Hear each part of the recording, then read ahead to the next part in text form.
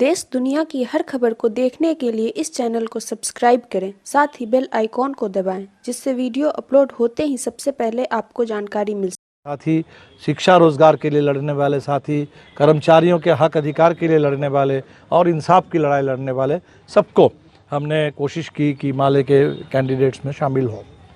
हमने देखा कि भारतीय जनता पार्टी और एनडीए के पास इस समय बिहार के इन सवालों का कोई जवाब नहीं है और इसलिए अनाप शनाप बोल रहे हैं। अब नीतीश कुमार जी को हमने सुना, वो बोल रहे थे कि बिहार में कल कारखाना इसलिए नहीं बना कि कोई उद्योगपति नहीं आ रहा है क्योंकि बिहार में समुंदर नहीं है। अब कहाँ से समुंदर को बुलाएंगे? यहाँ समुंदर नहीं है, बंदरगाह नहीं है, इसलिए बिहार में कल कारखाना नहीं बन पा रहा है। अरे छत्तीसगढ़ में क्या समुंदर है या झारखंड में कोई समुंदर है? वहाँ कारखाने कैसे बने? तो ये जो पूरे इस समय कुछ भी बोले जा रहे हैं। अभी हम देख रहे हैं कि भारतीय जनता पार्टी के कुछ नेता आए हैं और वो पूरा अनाप शनाप बोल रहे हैं इस गठबंधन के खिलाफ, माले के खिलाफ, वामपंथियों के खिलाफ। तो ये बौखलाहट क्यों? भारतीय जनता पार्टी के अंदर ये घबराहट, ये बौखलाहट, वो 15 साल से बिहार में राज कर रहे हैं और दिल्ली में 6-7 साल से राज कर रहे हैं। तो बताएं ना भाई, अपने देश के लिए क्या किया, बिहार के लिए क्या किया? इतना बड़ा झूठ। सबसे पूरी दुनिया को मालूम है कि प्रवासी मजदूर जो पीड़ित हुए, सबसे बड़ी तादाद में वो बिहार लौट करके आए और सरकार ने उनको घर लौटाने के लिए कोई इंतज़ाम नहीं किया था। 4 घंटे की नोटिस पे जब लॉकडाउन की घोषणा कर दी गई, सरकार ने एक बार सोचा तक नहीं कि प्रवासी मजदूरों का क्या होगा।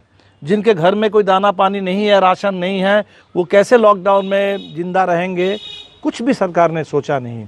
ये हमारे साथी थे बेंगलोर में, हम लोगों ने कोर्ट में केस करके, वहाँ से सुप्रीम कोर्ट में करके, तब जा कर के 1 महीने के बाद कुछ ट्रेनें चलाने की बात हुई।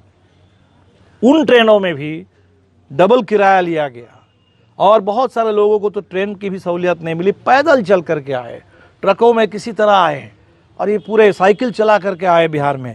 जब बिहार की सीमा पर पहुँचे, उनको नीतीश कुमार ने रोक लिया कि बिहार में घुसने नहीं देंगे। बिहार के मजदूर कोरोना काल में घर लौट रहे हैं, अपने जेब से पैसा लगा करके। बिहार के मुख्यमंत्री कह रहे हैं कि घुसने नहीं देंगे और सीमा पर उनको जब रोका गया, वहाँ हमारे साथी थे सिवान में, कॉमरेड सतदेव राम, अमर यादव, लड़ करके लोगों की जब एंट्री करवाए लोग, तब हमने देखा कि लोगों को ऐसे क्वारंटीन सेंटर में डाला गया गांव में, जिस क्वारंटीन सेंटर की तुलना अब सिर्फ हिटलर के यातना शिविरों से कर सकते हैं। कोई पानी नहीं है, कोई भोजन का नहीं है, मच्छरदानी नहीं है, कुछ नहीं है। और ये पीड़ा पहुंचाने के बाद आज हम देख रहे हैं कि भारतीय जनता पार्टी के बड़े बड़े होर्डिंग लगे हुए हैं कि हमने मजदूरों को घर पहुंचाया और इसके लिए हमें वोट दो। नीतीश कुमार जी कह रहे तरक्की दिखती है। सड़कें जो बनी थी, आजकल तो है उद्घाटन होता है और उद्घाटन होने से पहले या होने के तुरंत बाद पुल पुलिया वो ढह जाता है, सड़क ढह जाती है पहली बारिश में, और कह रहे हैं कि तरक्की दिखती है।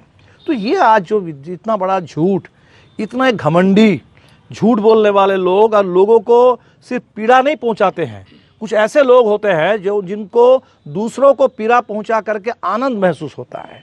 तो ये ऐसे लोग हैं कि दूसरों की दर्द, उसका दर्द तो कम नहीं कर सकते, दूसरों की पीड़ा पहुंचाते हैं उनको, और पीड़ा पहुंचा करके जो लोग सुख महसूस करते हैं, इनको अंग्रेजी में सैडिस्ट कहा जाता है।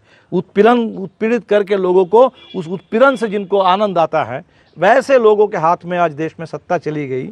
बहुत इस देश के लिए दुर्भाग्य है, अफसोस की बात है, और इसीलिए इस कोरोना काल में बिहार ने ठान लिया है कि बिहार में इस बार हमें बदल देना है और इस बदलाव का संकल्प है।